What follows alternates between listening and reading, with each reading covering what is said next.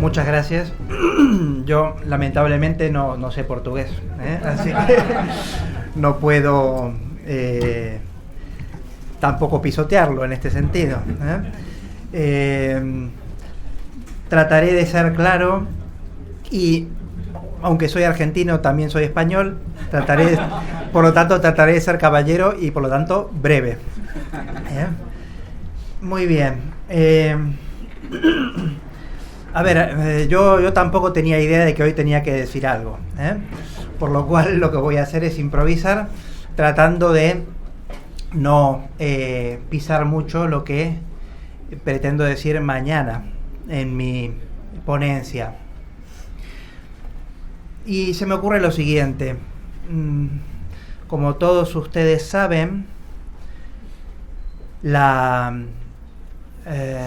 doctrina sobre el reinado social de Cristo está íntimamente relacionada con otra doctrina, para mí central para los tiempos modernos, que es la doctrina sobre el Sagrado Corazón de Jesús.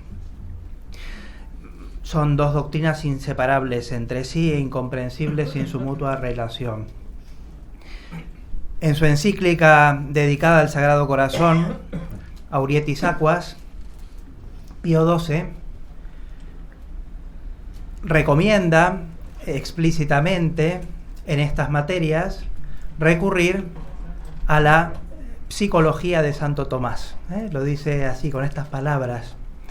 Y es recurriendo a esta psicología que Pío XII explica los tres niveles del amor del corazón de Jesús. El nivel del amor sensible, pues Jesucristo tenía un corazón de carne que palpitaba de amor por el hombre, con sus pasiones sensibles. Pero este corazón a su vez representaba su voluntad humana, que estaba llena de la caridad del Espíritu Santo. Pero ambas a su vez dependían y manifestaban su amor que le corresponde como Dios, el amor que es atributo esencial del mismo verbo divino. Y de alguna manera yo el mensaje que voy a querer dar mañana, transmitir mañana en mi ponencia, tal vez por el lado negativo, es el de la centralidad para la estructuración y organización de la personalidad humana de la caridad, de la virtud infusa de la caridad. Si nosotros recurrimos a Santo Tomás de Aquino y particularmente a la segunda parte de la Suma de Teología, que yo considero que desde un cierto punto de vista es todo un gran tratado de teología de la personalidad, veremos que en ese tratado ocupa un lugar fundamental la caridad, la más perfecta, dice Santo Tomás, de las virtudes, y forma de las virtudes, forma virtutum. Que la caridad sea forma de las virtudes significa, entre otras cosas, pero principalmente, que ocupa un lugar organizador, central, de lo que es la personalidad cristiana. Una personalidad cristiana es una personalidad dotada de todas las virtudes, ciertamente, pero entre estas, la caridad, es decir, el amor a Dios como amigo y al prójimo en Dios, esta virtud ocupa un rol estructurante, un rol preeminente, y sin el cual la personalidad cristiana es deforme, es deforme. Mañana explicaré esto, pero desde el lado negativo, es decir, aunque se me pidió que hablara en general de la psicología de Santo Tomás, esto es imposible de hacer en 40 minutos, porque la psicología de Santo Tomás es tan rica en múltiples aspectos que es imposible de sintetizar en media hora, o sería una especie de elenco de temas, más que la explicación a fondo de un tema. La explicación a fondo de un tema. En Santo Tomás tenemos una doctrina riquísima acerca de la naturaleza del hombre, la unión sustancial de alma y cuerpo, la espiritualidad del alma, ciertamente, pero también una doctrina muy rica sobre las facultades, potencias del alma, las potencias sensitivas, las potencias intelectivas, las cognoscitivas, las apetitivas, etc. Los sentidos internos. Hay unas doctrinas que iluminan muchas cosas, pero a mí, personalmente, y desde hace mucho tiempo, me resulta particularmente iluminador para entender a las personas y para entender también, ahora iré un poquito a eso, la situación de la Iglesia, la doctrina que Santo Tomás expone en la segunda parte de la Suma y particularmente en la segunda secunde acerca de los hábitos, las virtudes y los vicios. Por eso, teniendo que elegir algo que pudiera iluminar la situación actual de la Iglesia, me pareció importante e interesante, y mañana lo explicaré un poco más técnicamente, recurrir a, muy particularmente, a la enseñanza de Santo Tomás sobre los vicios capitales. Entonces ahora diré muy sintéticamente lo que es nuclear de esto. Mañana lo desarrollaré un poquito más y me centraré además en uno de ellos, que es el vicio de la asedia. La doctrina de los vicios capitales es una doctrina menos conocida de lo que se piensa, porque se la conoce, incluso está en películas de cine, con títulos de películas de cine, etcétera, pero se entiende muy poco para qué se la formuló. En Santo Tomás, que es el autor al que yo sigo, esta doctrina es una doctrina que pretende comprender estructuralmente la personalidad viciosa, porque el vicio capital se llama así, capital, porque es cabeza de otros vicios,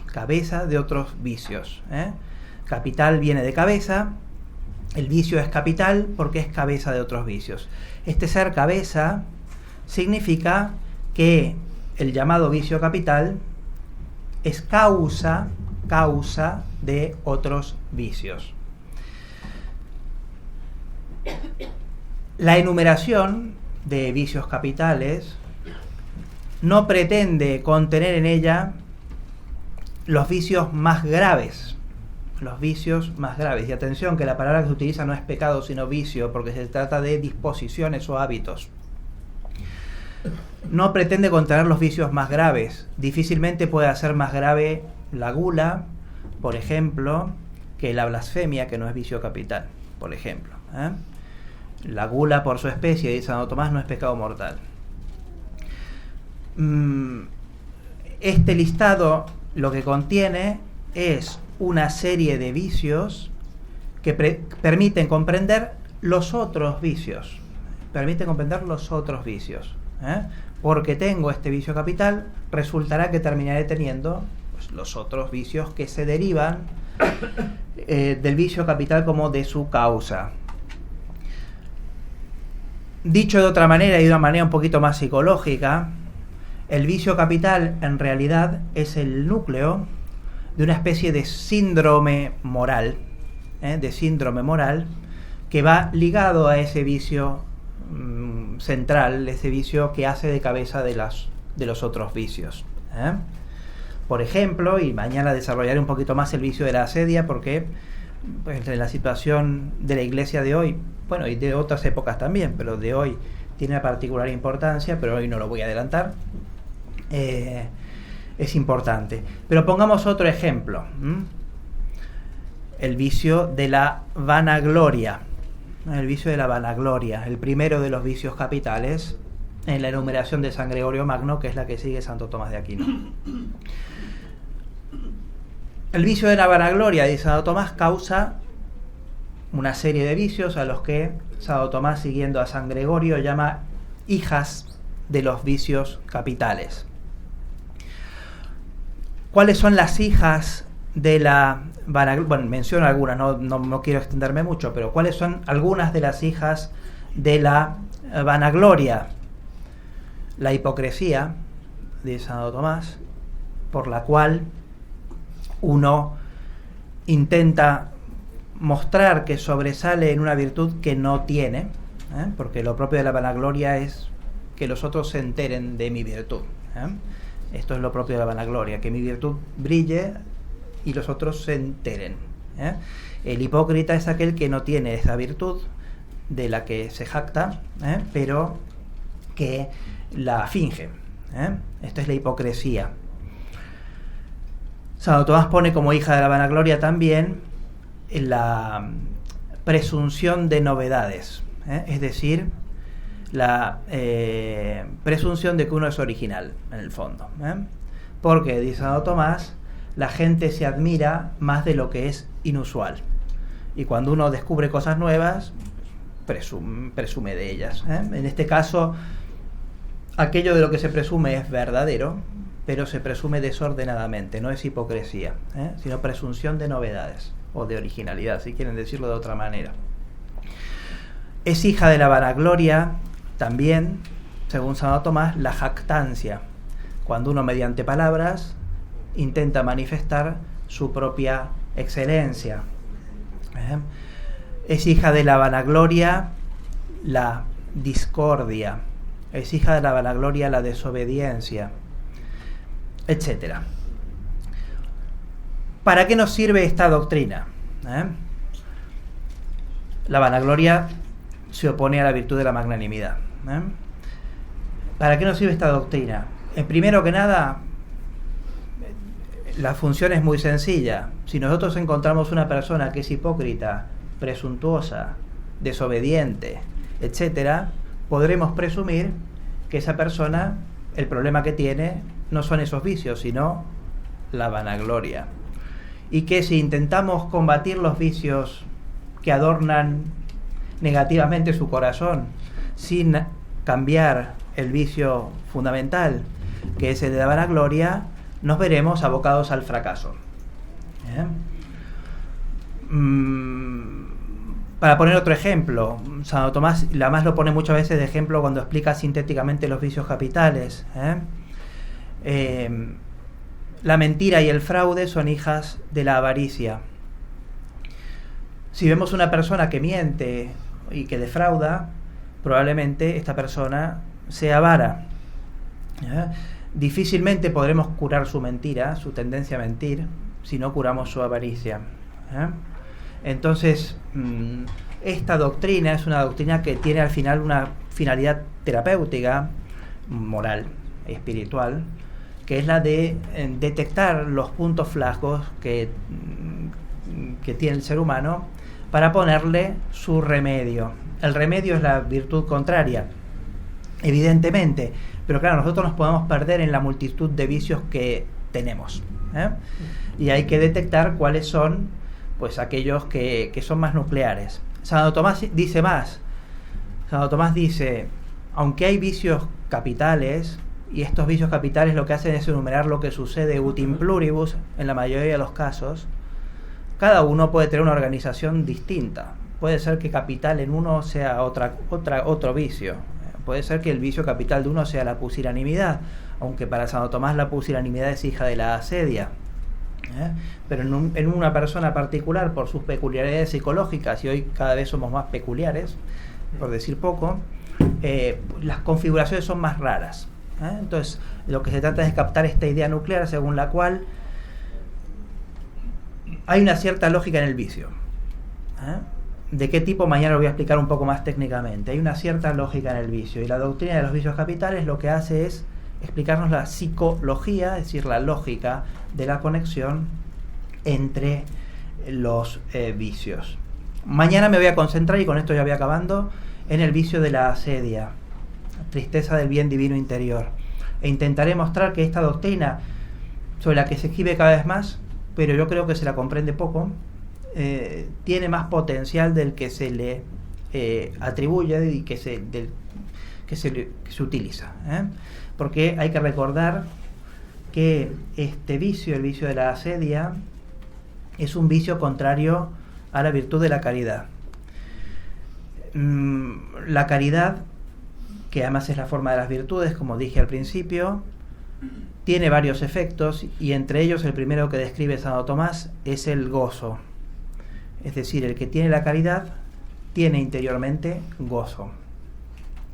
La asedia es un vicio que parte de la amargura interior producida por esa falta de gozo. Mañana explicaré la importancia de esto y la importancia que tiene para comprender situaciones de nuestro mundo, pero sobre todo en nuestra iglesia. Por hoy simplemente lo dejo como tráiler, como adelanto de lo del mañana. Y bueno, yo creo que con esto ya tenemos bastante.